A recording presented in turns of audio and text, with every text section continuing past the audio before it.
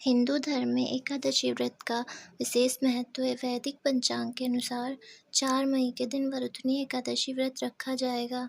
इस विशेष दिन पर तुलसी से जुड़े कुछ खास उपायों का पालन करने से लाभ प्राप्त होगा। धार्मिक मान्यताओं के अनुसार इस विशेष दिन पर भगवान विष्णु के साथ साथ माता तुलसी माता की उपासना करने से सुख, समृद्धि और ऐश्वर्य का आशीर्वाद प्राप्त होता है। साथ ही इस दिन कुछ खास उपायों का पालन करने से भी लाभ प्राप्त होता है। आइए जानते हैं एकादशी व्रत से जुड़े कुछ प्रभावशाली उपाय। हिंदू धर्म में तुलसी को देवी के रूप में पूजा जाता है। इसमें न केवल औषधीय गुण होते हैं बल्कि कई चमत्कारी गुण भी पाए जाते हैं।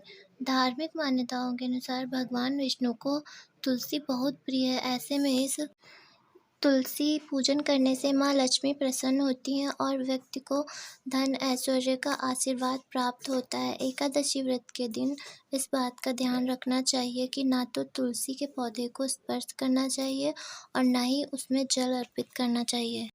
ऐसा इसलिए क्योंकि शास्त्रों में यह बताया गया है कि एकादशी व्रत के दिन माता तुलसी निर्जला उपवास रखती हैं। तुलसी के पौधे में एक सिक्का गाड़ दें और माता तुलसी को नमन करें। इससे माता लक्ष्मी प्रसन्न होती हैं और व्यक्ति को आर्थिक वृद्धि का आशीर्वाद प्राप्त होता है।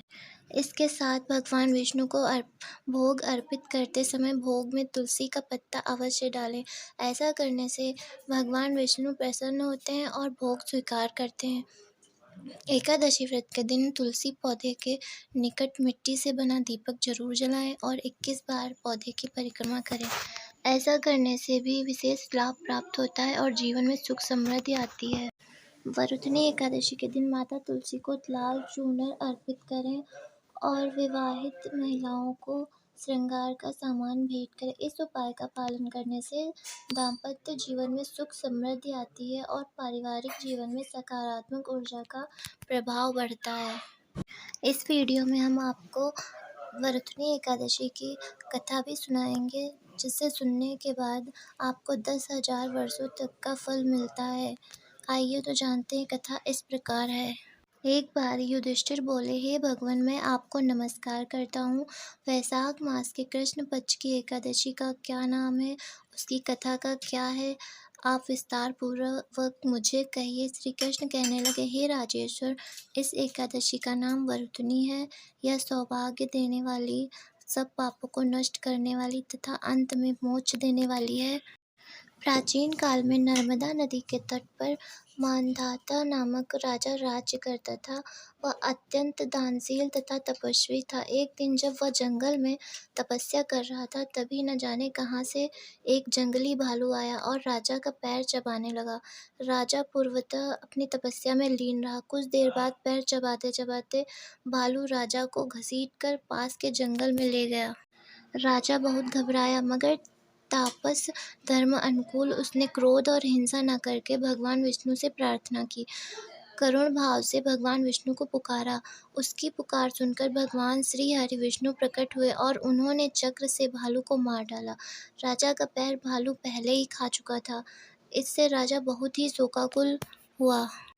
उसे दुखी देखकर भगवान विष्णु बोले, हे वत्स, शोक मत करो। तुम मथुरा जाओ और वरुथनी एकादशी का व्रत रखकर मेरी वराह अवतार मूर्ति की पूजा करो। उसके प्रभाव से पुनः सुदृढ़ अंगों वाले हो जाओगे। इस भालू ने तुम्हें जो काटा है, यह तुम्हारे पूर्व जन्म का अपराध था। भगवान की आज्ञा मानकर राजा मांधाता ने मथुरा जाकर श्रद्धापूर्वक वरुथनी एकादशी का व्रत किया। इसके प्रभाव से राजा शीघ्र ही पुनः सुंदर और संपूर्ण अंगों वाला हो गया। इसी एकादशी के प्रभाव से राजा मांधाता स्वर्ग गया था। जो भी व्यक्ति भय से पीड़ित है, उसे वरुथनी एकादशी का व्रत रखकर भगवान विष्णु का स्मरण करना चाहिए।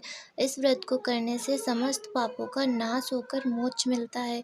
अगर आपको यह वीडियो अच्छी लगी हो तो लाइक, शेयर, कमेंट करें और हमारे चैनल को सब्सक्राइब करें, ताकि आगे तक हम आपकी जानकारी के लिए वीडियो बनाते रहें।